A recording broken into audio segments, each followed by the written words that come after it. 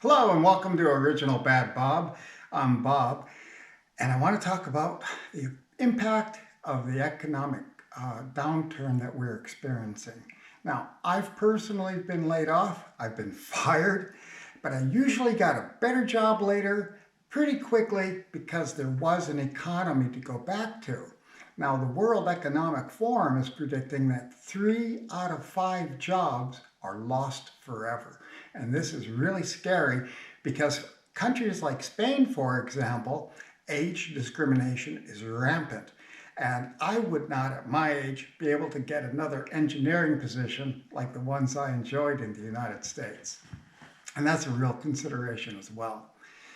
Now, Ronald Reagan said the 9 most terrifying words of the English language is, I'm from the US government and I'm here to help.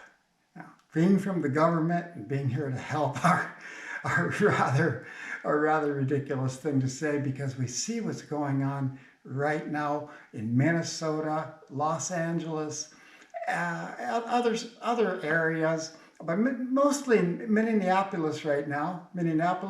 Minnesota is experiencing some riots. Now, I don't know who caused these riots and who's participating, and I don't really care. What I do care about is Barcelona because that's pretty close to me.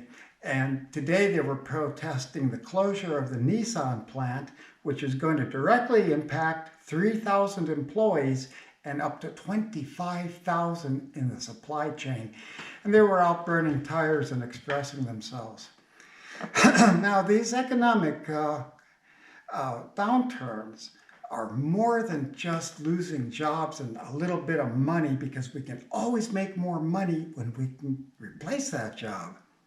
But in the interim, a lot of blue states in particular are being draconian, and we see an impact in people being in the lockdown state with higher alcoholism, domestic violence, drugs, PTSD, that's post-traumatic stress disorder. Now, what that means is that they're actually shell-shocked and they may not be able to go back to work because of a mental thing.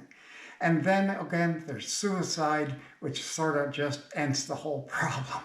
And that's really an unfortunate reality that we're facing. Now, mental health care is being offered and being suggested in some countries, and we'll see where that goes. But the whole thing of it is this coronavirus was precipitated, I believe at least, by Obama giving $3.7 million to Wuhan. Now, the Wuhan grant was terminated by President Trump, but I don't know how much of that 3.7 million got there. And some people are saying, I'm saying that this is no accident or coincidence. I say coincidences are mathematically ridiculous. Now, at the same time, I've been reporting that globalism has been kind of going down and nationalist populism has been on a rise throughout Europe and the United States, which is a really good thing. But it appears that globalists, through their NGOs and their political influence that they have, are actually winning. Now, everybody in lockdown in Argentina and Spain and such, they're all experiencing the same kind of thing. And what I'm hoping for is that we can in fact impact China.